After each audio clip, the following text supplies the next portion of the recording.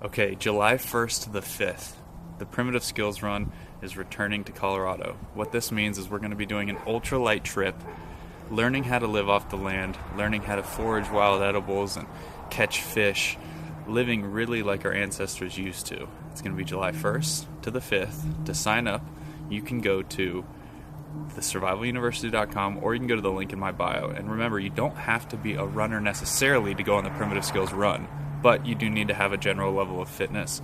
If you have any questions, I can provide all the information. Just reach out to me personally or check out the website for more details. Hope to see you in the bush. Who the Wild Things Are with Ryan McGuire. You gotta listen to your body. Oh my God, maybe, I could get out there, I could do this. Let's take a ride, find your wild side, real stories, see with your own eyes. It's so beautiful. I'm gonna have the best time out here. I was in tears. I was like, that's the best, man.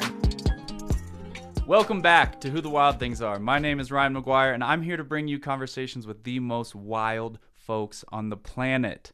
If you're enjoying the podcast, please leave us a rating and review on your podcast platform of choice. And if you enjoyed the episode, share it with a friend. Appreciate you guys. Let's get it going. All right. Welcome back to Who the Wild Things Are. Today I have Mark Fisher in the building. Mark, thanks for being here. Very excited to chat. Hey, Ryan, thanks so much for having me. Stoked to be here. Yeah, I think I definitely want to dig into your background and learn more about how we got here. But just to start off, 10,000 foot view, what is Mark Fisher known for? So what am I known for? I own a production company called Fisher Creative. And for the last 20 plus years, we've been doing everything from documentary films, commercial shoots, a lot of stuff in the outdoor kind of extreme sports world. I guess you could say I'm a little bit known for climbing Everest and filming on Everest. I've done 6 Everest expeditions in the past 8 years. And so we do a lot of sort of adventure docs. There was a period where I did a ton of ski photography. And yeah, we have an awesome team and do kind of a wide range of stuff in outdoor luxury travel, destination marketing, that kind of stuff. Sweet. Yeah, and that we were just talking about before we hit record here. That's actually how we connected. I was on a survival course with one of the guys who actually works over for you at Fisher Creative. Am I saying that right? Fisher Creative? Correct. Yeah, Fisher Creative. Yeah. So shout out to Michael Banker for making all this happen. How did you get into this stuff? Were you an adventure-seeking kid? Were you into sports? What was young Mark like? That's a good question. I actually came to the sports I do today later in life than a lot of people. It wasn't until early high school that I started rock climbing and skiing. And, I grew up living all over the world. My dad was a civil engineer. So every few years we'd move to a different place. And randomly we had actually moved to Dubai in 1984. And I remember we were staying in some hotel. I was in 3rd grade, so it's sort of a distant memory. But I remember seeing something on TV. It was like about climbing Everest or climbing in the mountains. And I just remember that moment being poignant in the sense that it was, I didn't climb for many years after that, but it just left an impression. But it wasn't until high school, like I said, that I was climbing and skiing. I fell in love with photography in high school as well. Kind of the traditional, black and white, rolling my own film, printing in the darkroom. I had this amazing photography teacher in 10th grade, and his name was Jeff Grimm, and it was actually in Texas. But Jeff really he was an awesome teacher. He was my first mentor and really just kind of inspired me for photography. And then ironically, I graduated high school in Korea and really started getting more and more into the outdoors, skiing, climbing and stuff then. And just sort of simultaneously had this passion for photography, passion for adventure and travel. and passion for doing stuff in the mountains. And so I ended up going to college in Madison, which is where I met Mike Banker. We were actually roommates the summer after our freshman year, and we've been dear friends ever since. And it was kind of my freshman year of college that it was full bore sort of climbing, outdoor stuff, and that's kind of where it all started. I want to double click into something you said there, which was living in Korea. Um, Talk me through how you ended up there and what that experience was like. Oh, it was great. I mean, I lived in Seoul, Korea for my senior year of high school. Went to this, as most people do when your family gets transferred for work. Like I said, my dad was a civil engineer and he worked on transportation projects. And so when you travel, when you move around like that, the company, I'll say, the company my dad worked for, they put you up in an apartment and they pay for school. So everyone goes to these international schools. And I went to this incredible school with 80 different countries in the school and just amazing friends. And that period, my senior year, really changed the trajectory of my life. And not just was it eye-opening to live in Seoul as a high school student, but just like I had said, I mean, that love of travel and adventure and different cultures really cemented in my senior year. And I've carried that with me ever since. I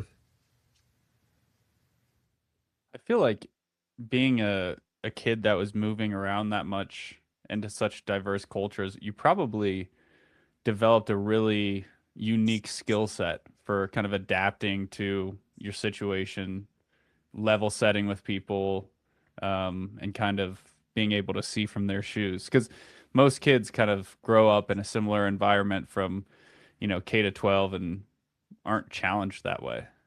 Yeah, I think we all do the best we can with whatever life gives us. There's sort of the life when you're a child, meaning like when you're still living with your parents, and then there's the life after. And, obviously I didn't have any choice in that time period, through high school.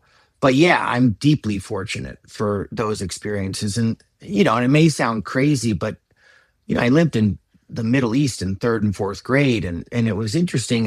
Some of my most visceral memories are like, I smoked my first cigarettes in third grade with Pakistani workers that were with us, and just like having that intimate connection with those cultures left a really big impression. And I think it sort of leaves me with this feeling that, which I still carry today, that we're all kind of in this together, this world that we move through. And whether you're in the Middle East or Korean or whoever, we all fundamentally are striving for the same thing. And it goes, our countries and where we live sort of create or don't create other opportunities. But no, it was really, yeah, it's and like you said, the part of adaptability, of patience, of respect for other people, different views. That was one of the best things about high school in Korea is that, when you move around in the States, my experience was it tends to be a little more cliquey, like sort of the stereotypical high school. And it's harder to make friends when you move internationally. Everybody's like, who's the new kid? They're stoked to meet you. They're stoked to hang out. They welcome you. And my group of friends was incredibly diverse. And, that is in some way a product of necessity. There were only 300 kids in high school, but it's also, a product of how open people are to different people. So yeah, it was really formative. Yeah, it's a transformative moment when you realize people across borders, across language barriers, across generations are infinitely more similar to you in their characteristics, desires, interests than you may have realized. It's kind of at least I know for me, that was kind of an eye-opening experience traveling at a younger age. And I think like scientifically it makes sense, right? Because there's something like you share 90% of DNA with like a monkey, and then like person to person, it's like we share like 99% of the same DNA. And it's just like these little small idiosyncrasies in the genome that, change our appearance and whatnot. But really, like when you go across the world, you're still talking to a person that is made up and composed, constructed very much the exact same way that you are, and you share a lot more than you might realize. And I think a lot of that mindset that you're talking about, ultimately that's what we need more of in the world, right? Is like this understanding that really we're all very similar and all want for the same things. Yeah, 100%. I mean, I couldn't agree more. And I think that, that love of culture, that love of people, different people, that's very much like, for me, adventure isn't just climbing a peak or traveling for a sport. It's experiencing the culture, and it's embracing it. And it's yeah, it's so important. Even more now than ever before. So, 100%. So after high school, was it all skiing and photography, or what happened after that? no, so I went, so it's funny. I have two kids, and I think about all the opportunities they have, and I think about part of those opportunities being like coaching and mentoring, and me and other people sharing all the things they can do in life. And I look back on my experience and I'm like, I just, I went to a Big Ten school. I went to Madison. I had great parents, but I didn't really know about all the opportunities that existed or that could be pursued. And it was different times too. I mean, that was, 1994. It wasn't 2026. But, I went to Madison, which was an amazing university. But, I didn't study photography. I didn't study cinematography. I studied international relations, German, and environmental studies. And photography was a hobby that I used to document my own trips. And as it relates to like skiing and whatnot, I mean, I actually snowboarded a lot of college and telemark skied. But I was most into climbing. That's what I lived and breathed for. And so, every summer, every spring break, I would go on ice climbing trips or go to Yosemite or go, sort of developing that skill set. I was fortunate to do a study abroad year in Germany during my junior year. And that was, I think, where climbing really took off. It's kind of random that I speak German, but it just really made sense for me and I loved it. And so that became a really big part of my life. I went to Freiburg, Germany, which is in the southwest corner, and it's an amazing little spot. It's like 45 minutes from France, 45 minutes from Switzerland. There's sport climbing everywhere. And the first 2 weeks I was there on this study abroad, I met a bunch of local German climbers, and they just took me under their wing and welcomed me into their tribe. And we traveled all over Europe just climbing. And so yeah, I mean, the college years were very much, I would say, traditional studying with self-taught photography and a lot of self-taught climbing and mountain escapades.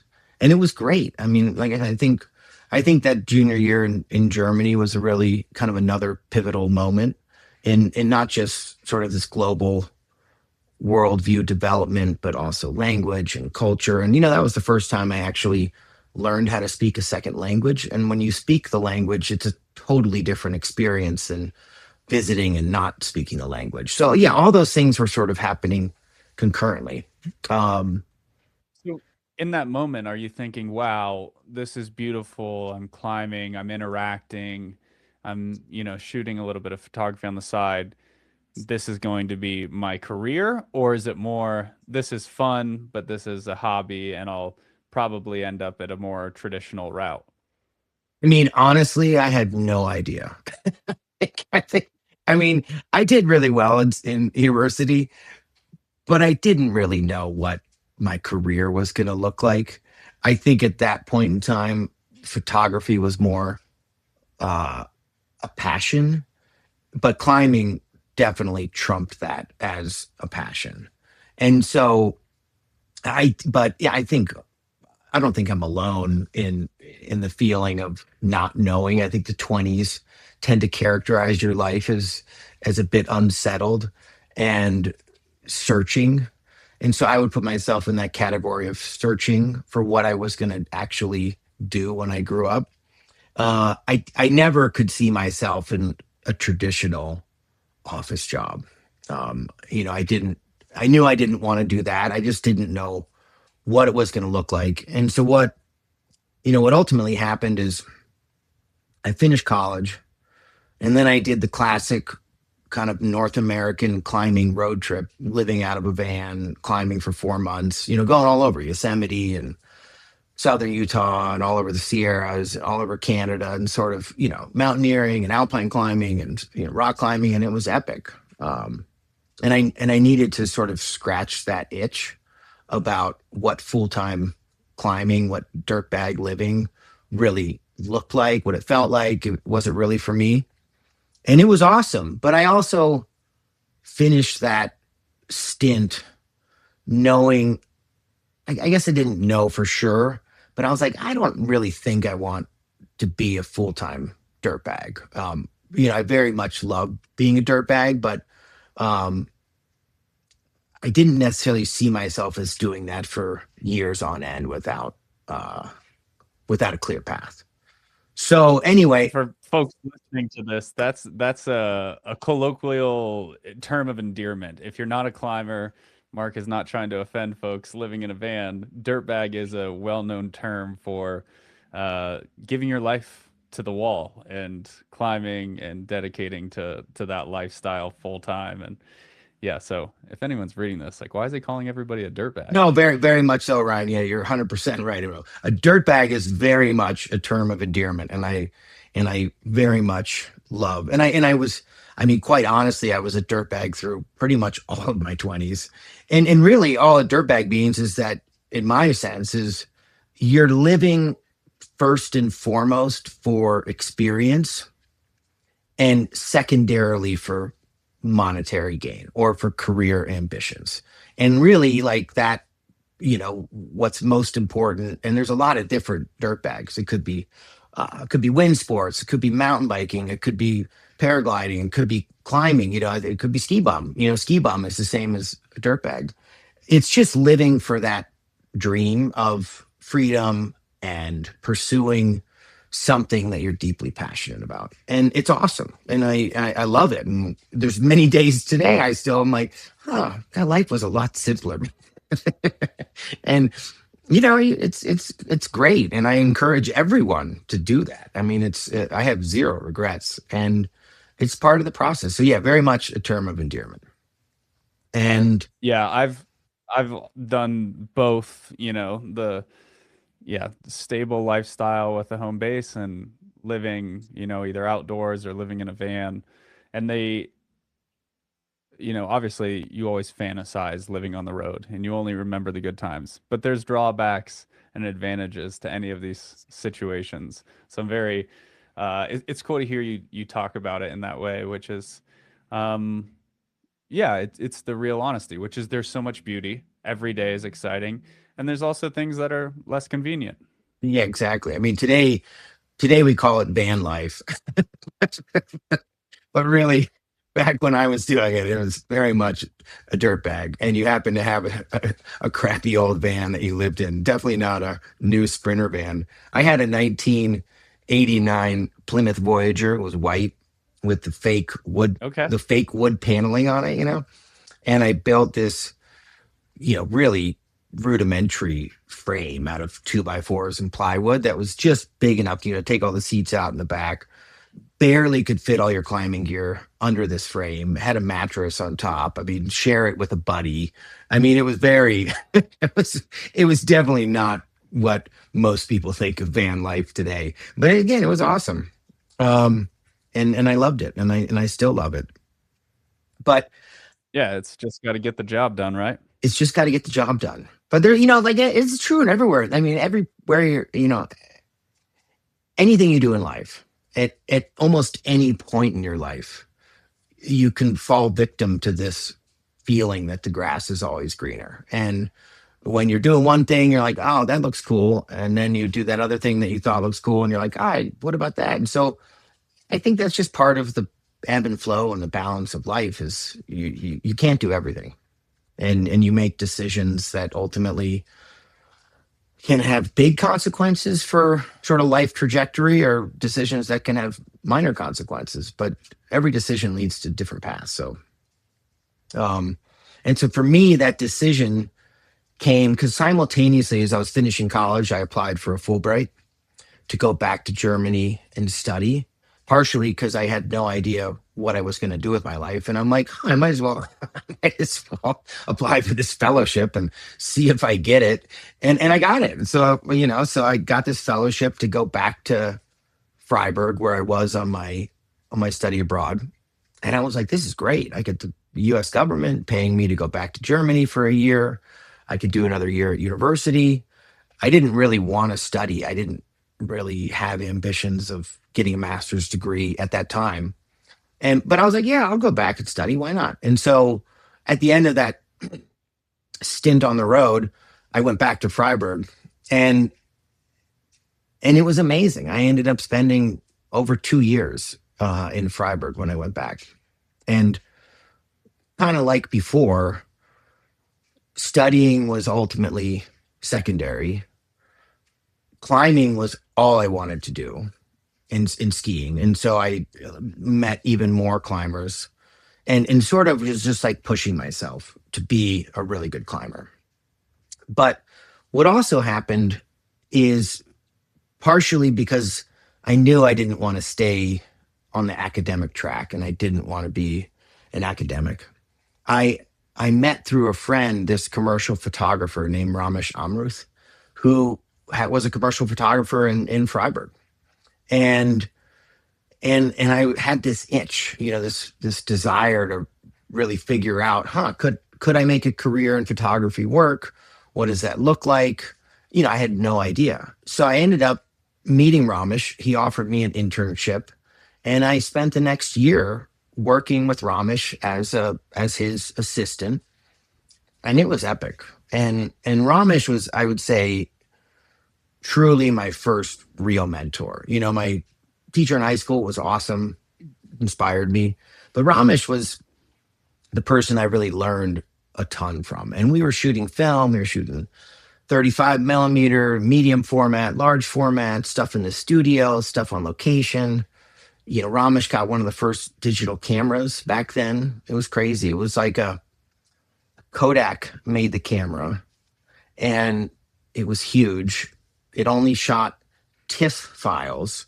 It took like a minute for it to process one photo. I think he spent $25,000 on this camera used. I mean, it was crazy to think about the technology. But yeah, and Ramish was, and he's the person who one day told me, he's like, Mark, you'll be a good photographer because you're good with people. And he kind of gave me that inspiration, to that belief that maybe there was a way to make this work. Interesting. It's well, one, I'd just say your story about the digital camera is absolutely hilarious. I think that's so interesting to think about, because that wasn't that long ago. Like, it sounds like a really old story, but like in reality, that was like not that long ago. No, I shot film until 2007. And so we're talking, when I was with Ramish, that was 1999 to 2001, that period. And it was crazy. Totally cutting edge. Nobody had digital cameras. Phones didn't exist on cameras. I didn't even have a cell phone till 2002, maybe. And so, yeah, it was very new technology. It was definitely not used for action sports or stuff like that. Very much sort of studio oriented in how it could be used. And yeah, we shot like still lifes with it, or eyeglasses or, tabletop studio kind of photography or, but it wasn't that versatile. Yeah. And it's not that long ago. Yeah, and now every iPhone camera in the world is 20 times better than the $25,000 camera that was available back then, probably. Oh, 100%. 100%. But no, Ramish was incredible. He unfortunately passed away a couple of years ago. But it was a really kind of transformational period, that those couple of years back in Germany. And but again, I still didn't have a clear vision for what was going to happen. I knew all I wanted to do was climb. And so finally, after those couple of years, I decided that, and I did other things in Freiburg. I was a bike messenger. I worked as a landscaper, pruning trees and, just whatever odd jobs to make money. But really, I just wanted to climb. And so I ended up leaving and going straight from Germany to Alaska. And I went, met up with one of my really good friends, climbing partners. And I had two goals. One, we were going to go do our first sort of big expedition in the Alaska range. And two, I was going to Alaska because I was taking an instructor's course for the National Outdoor Leadership School. And so I kind of made up my mind, at least then, that I was like, I'm going to go give this sort of guiding full-time outdoor education, climbing. I was going to make that my focus and see how it felt. And yeah, because like we just talked about before, I mean, the grass is always greener, and I really longed for open spaces in the Western United States. And, I mean, the Alps are incredible. I love them. But everywhere you went, you'd see people. And so I really was like, I want to go to big, wild places. And that's why I went to Alaska. And I went on that first trip with my buddy CJ, and and I was climbing hard at the time and feeling strong and definitely doing a lot of stuff in the Alps. And we went to the Alaska range, flew in April. Nobody was there. We were literally the only people at Hilton Base Camp. And we're like, oh yeah, let's go climb Hunter, or let's go climb Fork, or how about this? And we ended up having this complete epic. Just this complete epic of a first trip.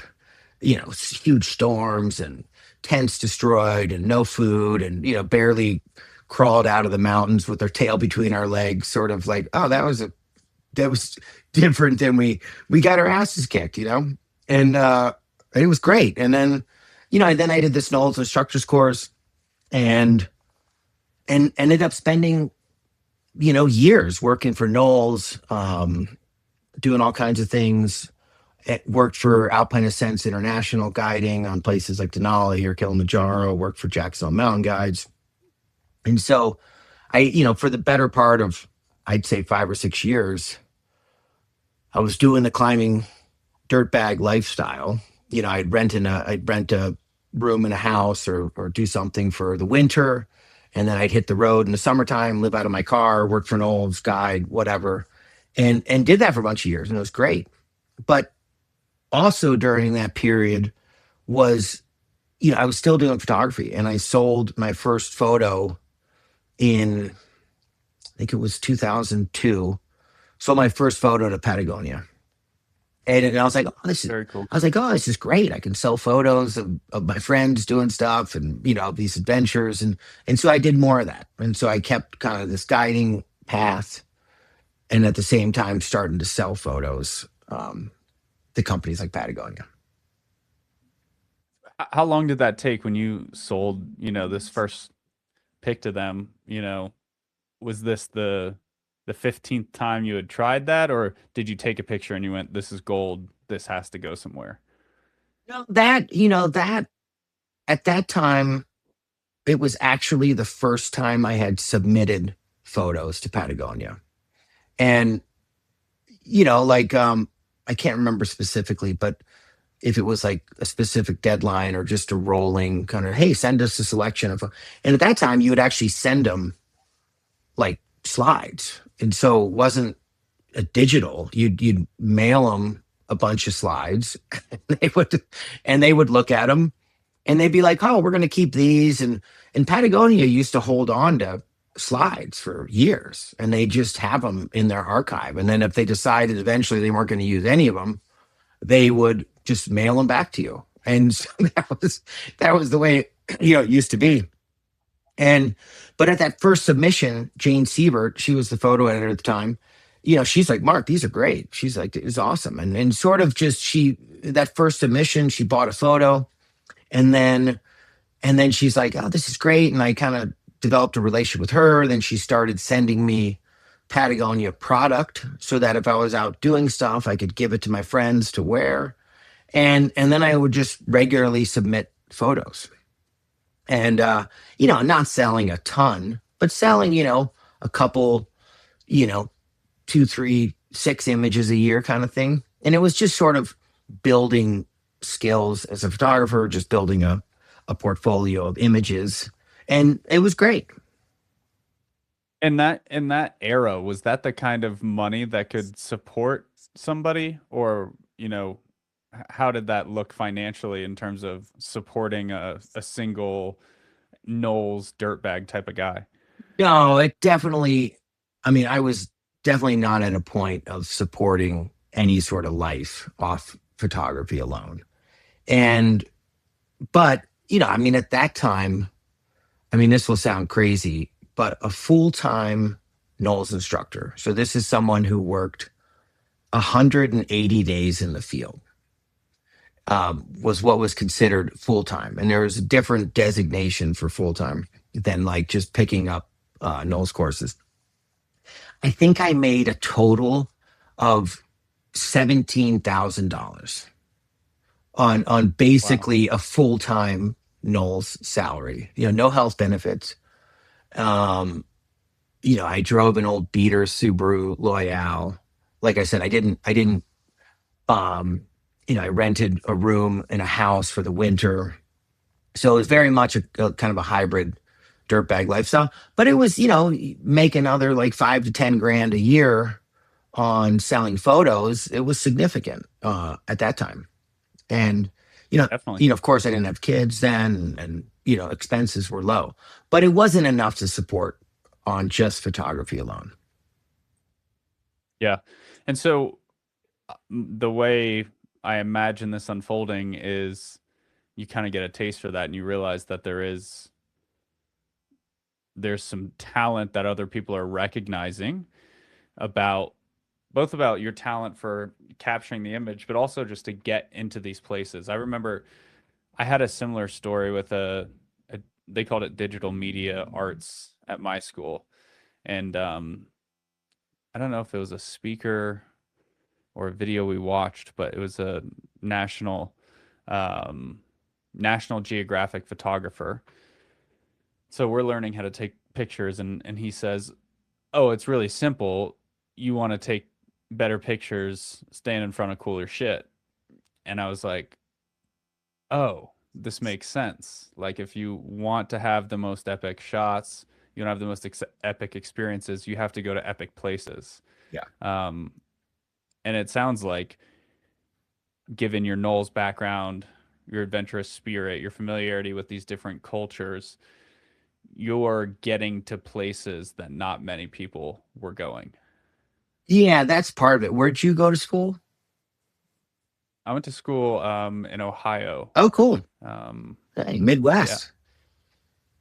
Yeah. Yep, Midwest. I'm also moved all over throughout my life, but I spent my schooling years all in Ohio. Cool. That's awesome. Yeah, back then it was, I don't think there's one particular thing I can pinpoint, but I think it was a combination of factors. There's ability to get places. There's the fact that this was pre-social media. This was really pre-digital cameras. This was, even companies like Patagonia, they really celebrated this organic, authentic sort of dirtbag user. And so their whole catalogs and all their marketing wasn't necessarily professional athletes. It was ordinary people doing cool things. Black Diamond was the same. And so there was a world that existed where, again, people weren't making a ton of money, but it was, you could shoot for these companies and they would buy photos of normal people. And that's changed significantly. Everyone has athlete teams and influencers. And so I think the market has changed a ton. But yeah, it's a combination of access, of scarcity. There weren't that many people doing it, compared to now. And the outdoor industry was kind of booming, right? Like back then, like very few people went backcountry skiing. And now there's a ton of people backcountry skiing, or not that many. Climbing was still a fringe sport, whereas now it's way more mainstream. So I think it was just a combination of all those factors that sort of enabled that to grow organically. So when you talk about this NOLS lifestyle, it sounds like it was something that, you really enjoyed living that way. What caused it to be something that you moved on from? Yeah, I mean, I think there were a lot of things. It was awesome. And I have, some of my best friends are still from those days. It's, it's like you reach a point where you're like, I think in NOLS in particular, for me, you do it enough, you see the writing on the wall where you're like, this isn't a sustainable sort of career path. And you look for other opportunities. I think more than anything, it was that I realized I really wanted to be a full-time photographer more than I wanted to be a full-time mountain guide. And that was really the shift, not so much that I didn't like NOLS or that I didn't like guiding, but even the guiding world was very different back then. And now, the AMGA was really just getting its feet under it back then. And so even as a full-time guide, there weren't that many opportunities. And part of it was, when I guided for Jackson Mountain Guides, there would be like a couple avalanche courses that would happen in the winter. And there were a ton of guides. And I don't quote me on these numbers, but, mid 2000s, there were probably 20 guides working for Jackson Hole Mountain Guides. Now there's 80 to 100. And so just the demand for guiding and sort of this global international guiding world has grown tremendously.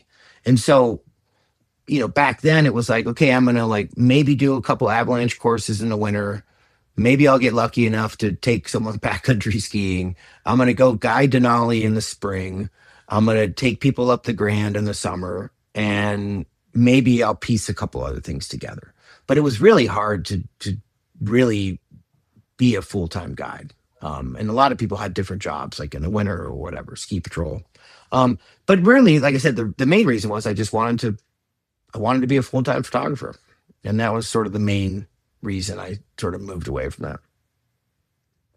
And what did that look like initially? Was that starting your own thing? Was that more shooting for these brands? How did it transpire? Yeah. So what I did is 2006, I was kind of like, I'm going to give this a go.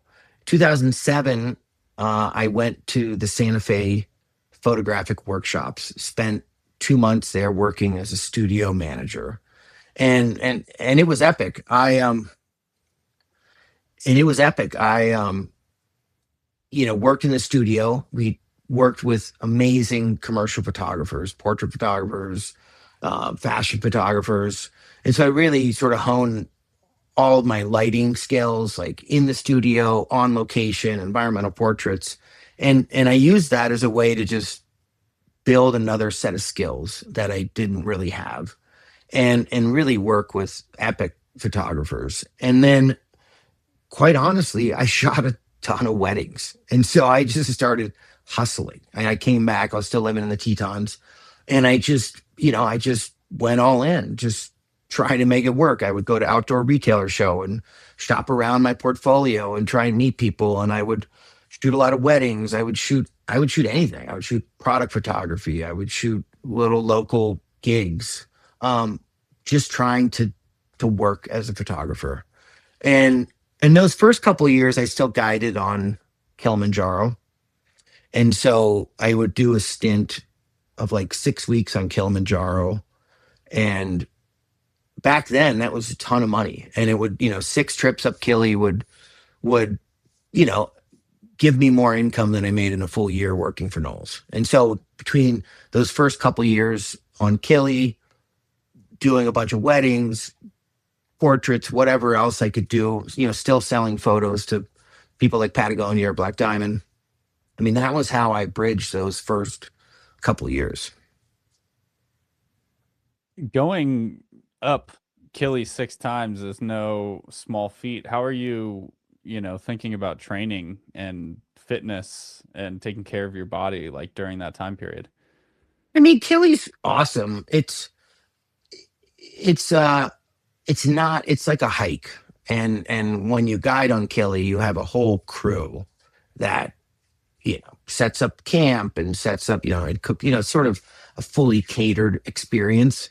I mean, as a guide, you're really just taking care of the clients, but you're not, the packs are light, and it's not that taxing on the body, to be honest. And it was great. You go up Kili, it's like 6 or 7 day trip, go on wildlife safari for a couple days, meet the next group of clients, and kind of just do that. So it was great. Yeah, it was, I think in terms of fitness and doing that, I mean, everything I did normally, just backcountry skiing and climbing, is you're fit enough to do that. That's interesting. So you weren't really during this time putting in any like dedicated fitness training, more so just living an adventurous life and having that like residual fitness kind of satisfy the need. Yeah, I mean, my whole life was, even though, it was, whether it was guiding or whether it was backcountry skiing or climbing or, the fit, it's kind of just the daily activities were all the fitness that I needed for that kind of stuff. That's awesome. But it was cool. And it, it let me sort of just go for it. And that's kind of just did that and just hustled to do any work I could with photography. So it's interesting to think about what I know about Mark Fisher and then the Mark Fisher right now, which is, trying to organize the bridesmaids in a proper line to take their picture. So I'm curious how you get from, snapping shots at your neighbor's wedding to working with some of the biggest names in the adventure space on top of Mount Everest. Like how does that transduction, how does that happen? I mean, it's funny. I mean, I think at that time, what was most important to me was working as a photographer, not so much what I did. And, I was also shooting, that same period, I got my first gigs with people like Columbia Sportswear and Atlas snowshoes. And so I was starting to get these outdoor commercial shoots. But honestly, and I told this to so many people, weddings aren't the most glamorous, but it actually teaches you a ton. And when you have to deal with challenging clients, when you have to deal with shitty midday light, when you have to sort of be nimble and act quick, when you have to edit thousands of photos from the wedding into this really succinct collection of great images, all of those skills translate really well to an outdoor commercial shoot, to working with clients, to working on deadlines. And so I'm really grateful for that period. And I don't have any regrets that I did it. Like I said, it's sort of, I wanted to work as a full-time photographer. And that's one of the ways that I was able to make it work as I was building other clients. And it makes a ton of sense because like you're to the point you just mentioned, you're taking picture in crazy lights, but also everything at a wedding is in motion, right? The walk down the aisle, the grabbing of a hand, giving a hug, the first dance, throwing a bouquet, right? It makes sense that it translates to those moments that you're trying to capture in the outdoors, um, because they're high emotion and high in motion, Yeah, like photography. yeah, it's fast paced, and you don't really, you can only control so much. Like a bridal party, you're like, okay, I've got 15 minutes to get great photos of the bridesmaids, or whatever the case may be. And yeah, so it's working under pressure. It's um dealing with adverse conditions, whatever the scenario might be. But yeah, I find it all very translatable. It's not what I wanted to do for my entire life, which is why I don't think I've shot a wedding since 2009. But it was a good kind of middle ground as I transitioned into full time, and I learned a lot. Okay, so let's kick it off there from 2009. You're moving out of the wedding game. Um, how did that happen? What did life look like? Really, what happened was, it was 2008. It was spring of 2008, and my neighbor at the time was Dirk Collins, good friend of mine, one of the founders of Teton Gravity Research. And I had been hitting up Dirk. I'm like, Dirk, hey, I want to shoot with TGR, and I want to shoot, pro skiers, and I want to work with you guys. And so I kind of, I got this call in spring of 2008 saying, hey, Mark, we got a spot on this AK heli trip with TGR. And that was really the moment where, I talk about risk in life, and some of it can be personal risk, but some of it is very much emotional risk or financial risk, or, and when you're an entrepreneur of any kind, whether it's a independent photographer or some other business owner, like, you very much have to take risk. And for me, that at that point, I had no real ski sponsors lined up in the ski world. But it was this opportunity to go to Alaska, to go to Haines and spend 3 weeks shooting with TGR. And it was super expensive. And, heli skiing is not cheap. You got to pay for your seat. But I just knew that this was an opportunity that I had to seize and not miss. And so I put that whole trip on credit cards, on just blind faith that I was going to figure out how to make it work. And I went to Haines that year, and I got great photos, and I developed a long relationship and a friendship with TGR and the skiers, and some of the most, and I spent almost a decade from that point shooting skiing, shooting professional skiing, shooting big mountain skiing, kind of all over Europe and Japan and Alaska, and it was epic. And so that was really the moment where it went from, okay, I'm officially done guiding, like that's done, no more Kilimanjaro trips, and in that work in the ski world and getting published in magazines and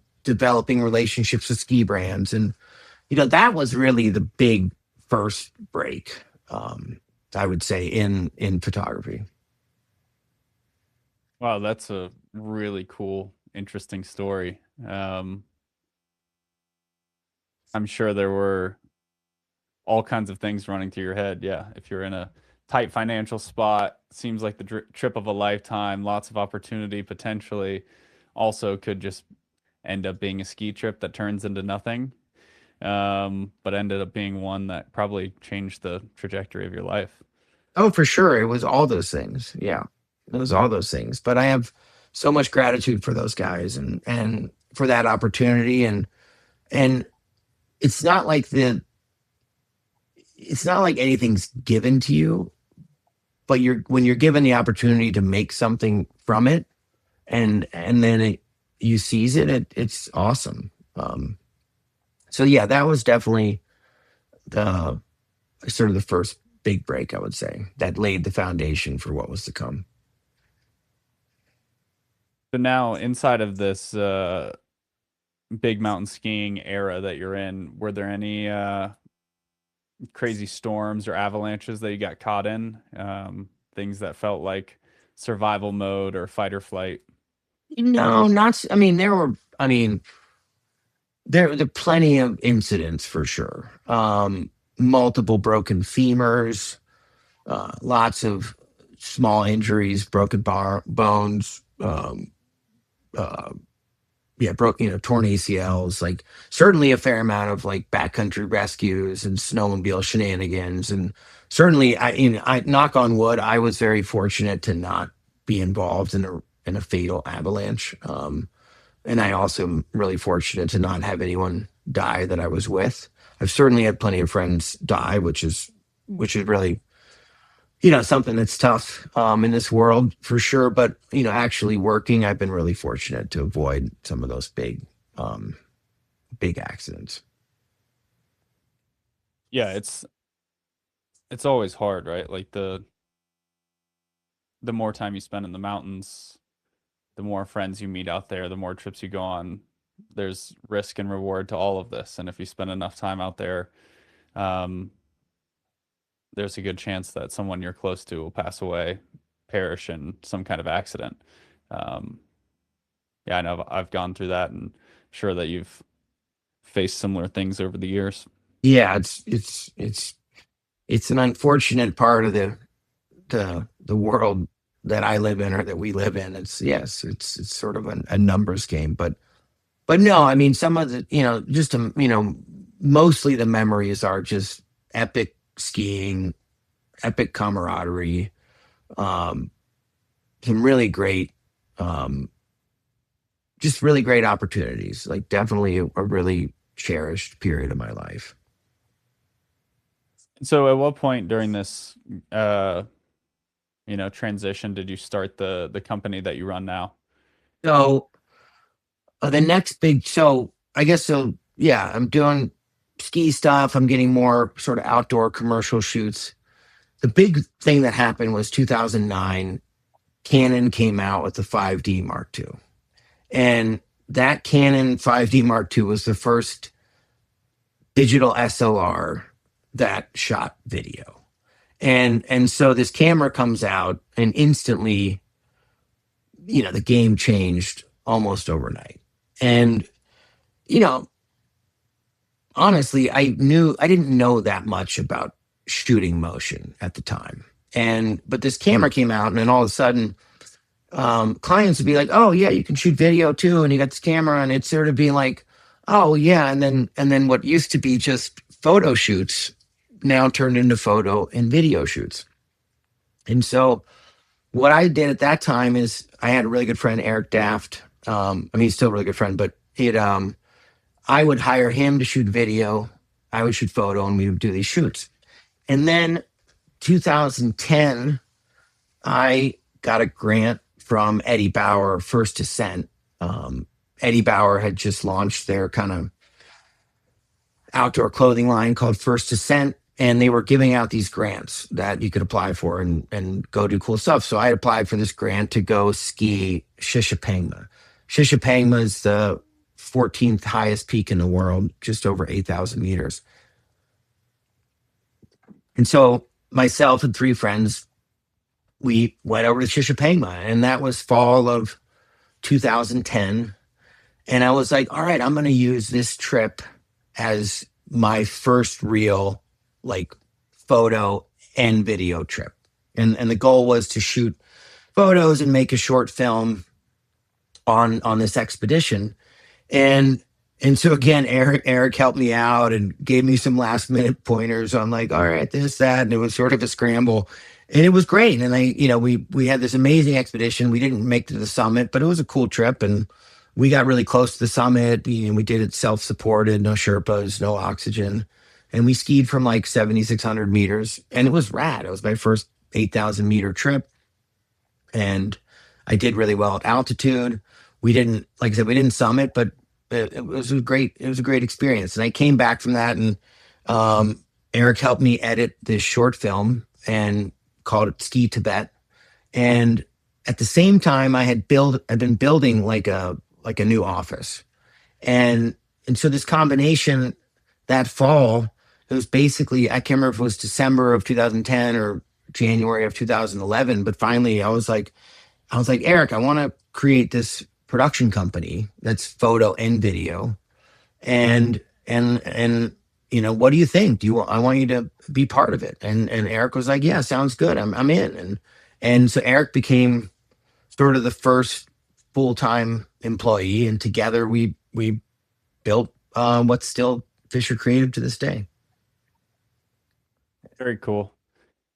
What was the first thing you guys did together? Like, what first big project you worked on once the business was created? Well, I mean, working on the Ski Tibet film was sort of, I mean, we were doing projects before then, like we had done, shoots for Columbia, but, honestly, the first couple of years was not that different than when I went out on my own with photography. I mean, it was a lot of hustle. It was a lot of commercial kind of outdoor shoots, local shoots. I mean, we did all kinds of stuff like, local gigs for Targhee Fest or Music on Main or little promotional videos for Grand Targhee or bike videos, for bike shops or, again, hustling to make it all connect. And, we worked a lot in the ski world together. So doing, ski and snowboard shoots. And so it was mostly brand work, a lot of local work, and kind of just piecing it together. I mean, I think, it's crazy there wasn't a ton of money coming in terms of, we weren't killing it, but we were hustling to just do whatever we could. I want to fast forward to last year. This project that you guys were working on, well, probably started before last year in terms of thinking and planning and such. But yeah, talk to me about this trip up Everest, and I guess for folks that haven't heard about it, give them a little context there. So you're talking about the Jim Morrison ski descent. You got it. Okay, cool. Yeah, because last year I did two different Everest projects. One was with Jimmy and Jim, and Jim skied, and there was a different one for Netflix on some ultra runners. But anyways, yeah, the Jimmy project was sick. It's crazy to think, but that project for me started 6 years ago. And wow, it was January or February of 2021. And Jimmy calls me and he's like, Mark, I got this crazy project and I want you to be part of it, and heard all about it. And I was like, holy shit, this is real, like the north face of Everest. It sounded super dangerous. It sounded crazy, but I was like, yeah, I'm in. Let's go.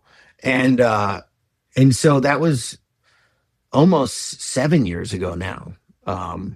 Yeah. And for context, the guy that just called you, Jimmy, is referring to Jimmy Chin. So for folks that have seen Alex Honnold's famous free solo up the face of El Cap, he's the guy that was in charge of filming that and a lot of other amazing projects as well. Yeah, Jimmy Chin, super talented, Oscar-winning filmmaker. But yeah, Jimmy's a Teton guy, so we had been friends for a long time. And yeah, Jimmy called me up, and I instantly on that first call said I'm in. And then it was COVID, and it's China and permits, and so yeah, it was many years until, many years from that first call to when we actually went over to the mountain. And we ended up doing 3 different expeditions to China before we ultimately were successful this past fall in gym skiing.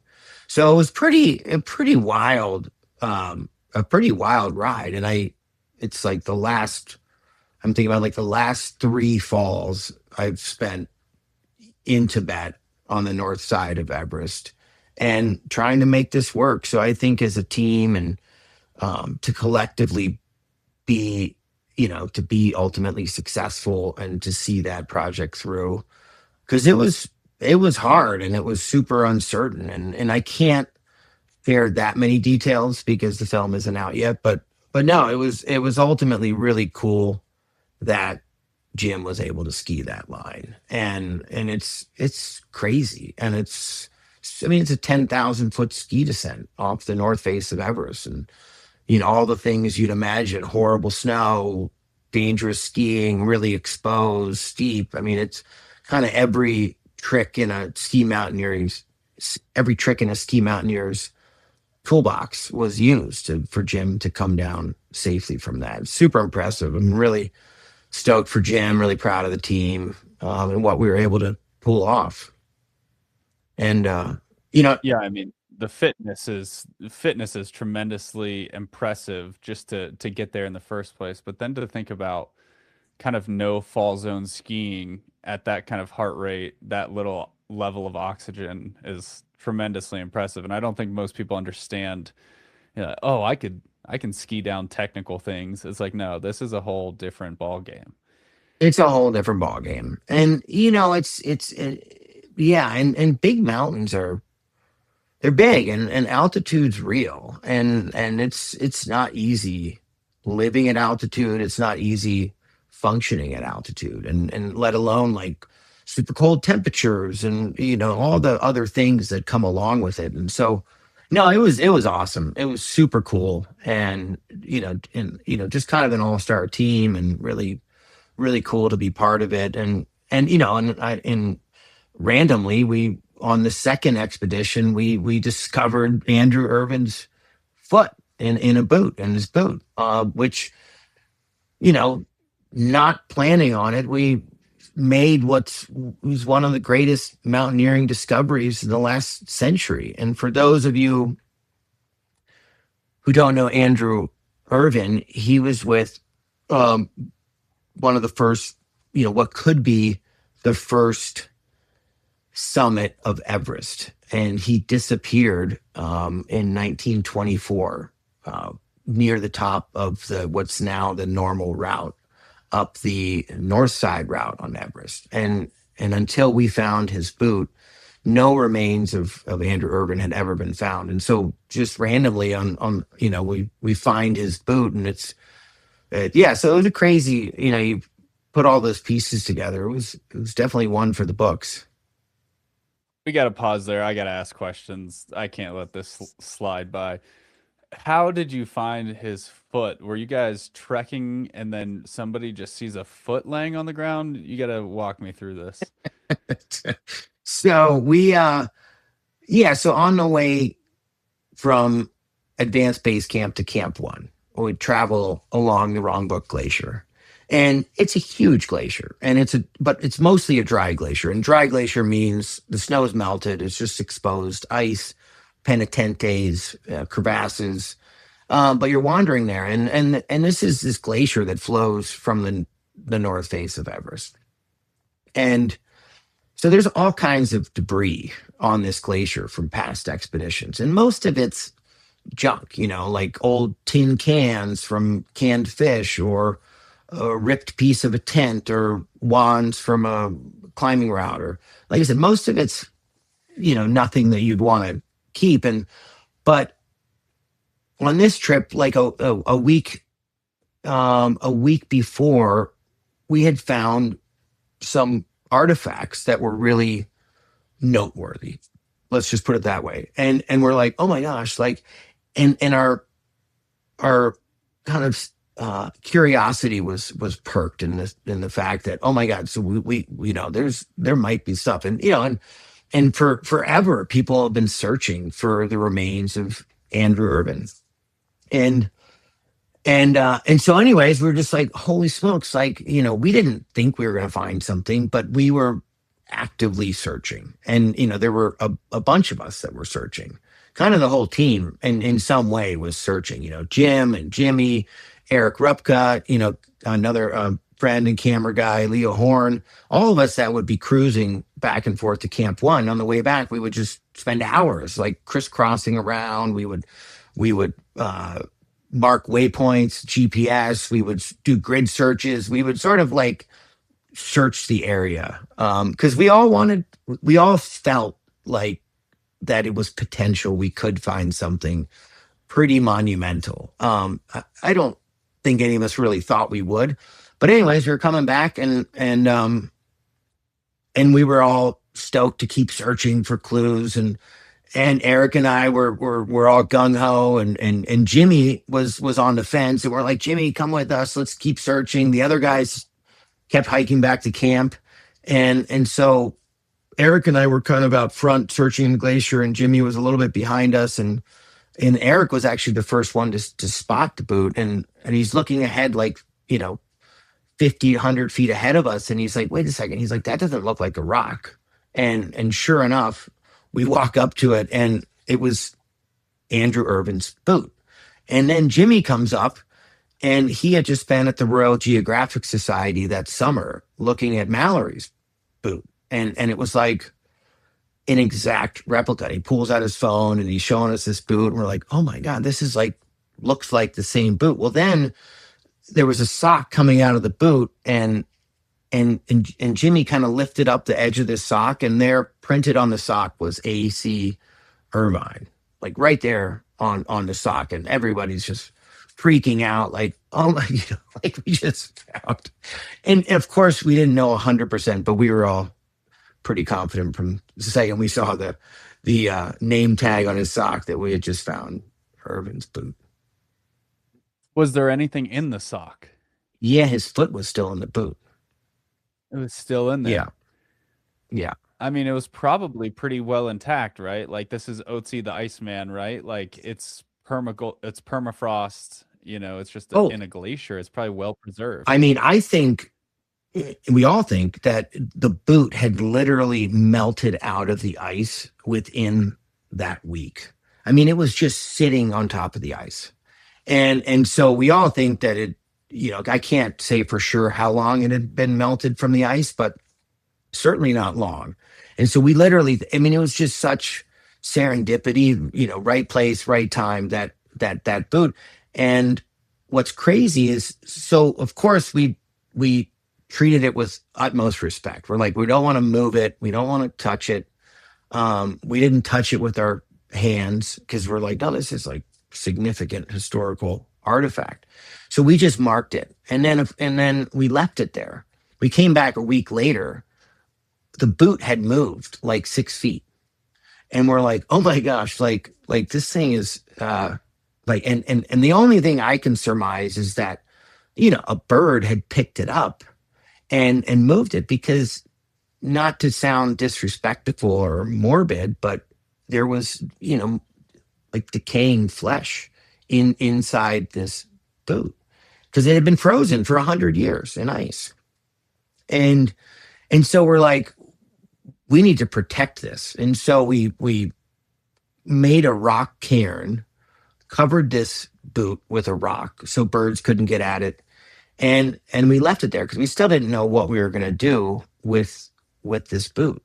And we were there for this expedition. So, and I'm glad we did, because not that long after we covered and marked this boot, it snowed like 3 feet, and that snow never melted.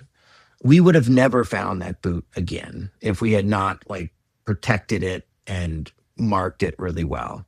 And thankfully we did, because we came back, we dug it out, and then ultimately we worked with the Chinese Tibet Mountaineering Association, with the World Geographic Society, with all kinds of partners to get the boot out safely and to turn it over to the Tibetans. Wow, that is absolutely wild. It was crazy.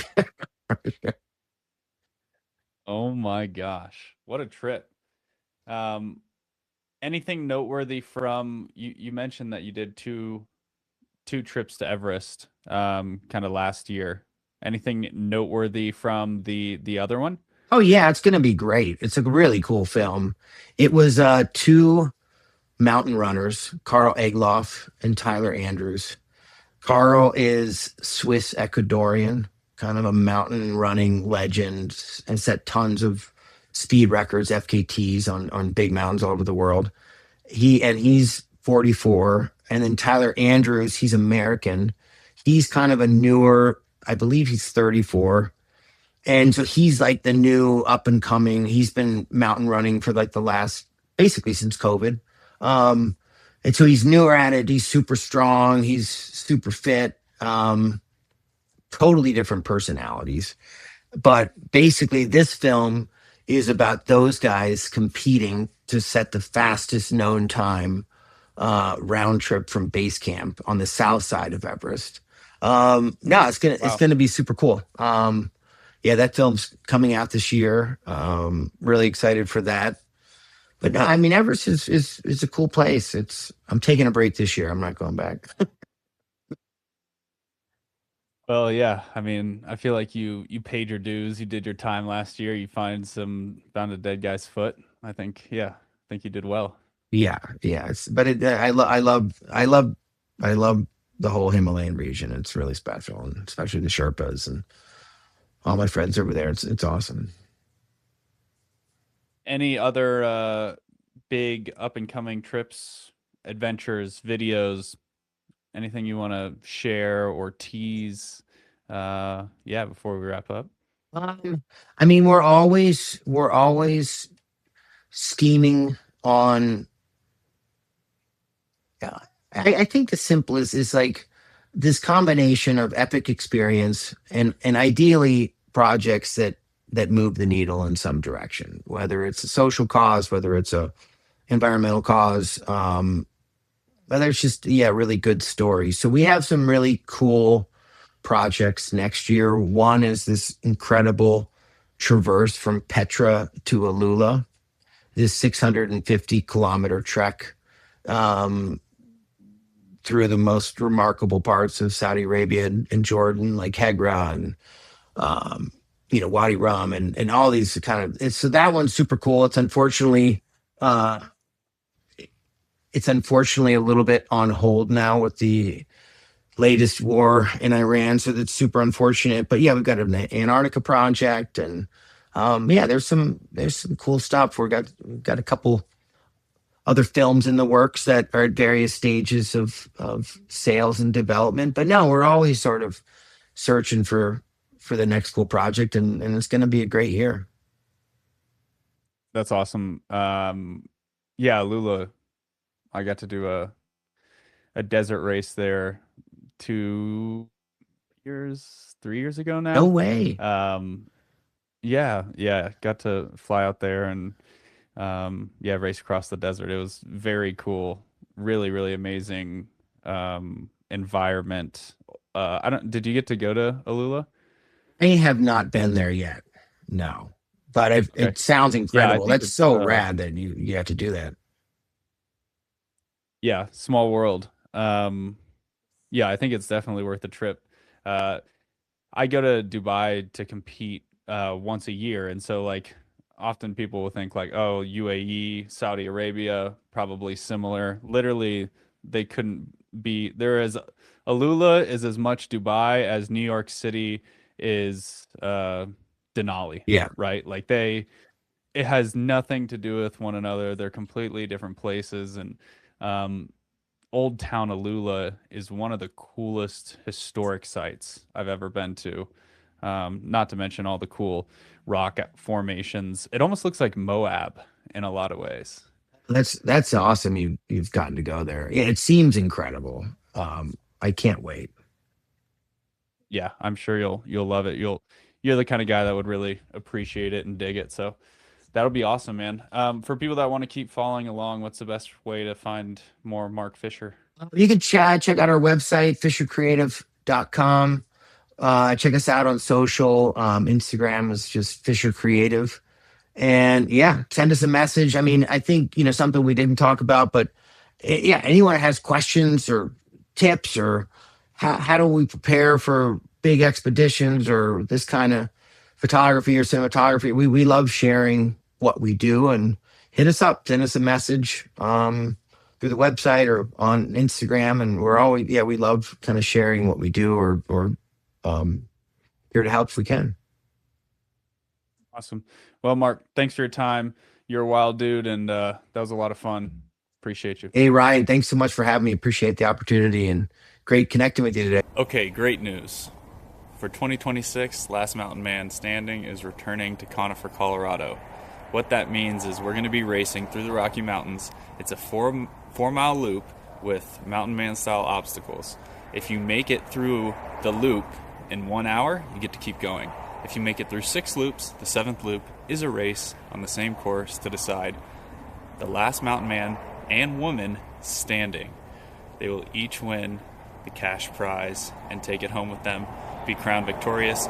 If you don't want to get competitive, you just want to come out, we're going to have a beautiful mountain camp set up with vendors, good vibes, everyone hanging out. You can do a single lap. We call that the Foxtrot for a discounted price. And ultimately, it's just a great day in the mountains. July 18th is when it's going down, and I hope to see you guys there.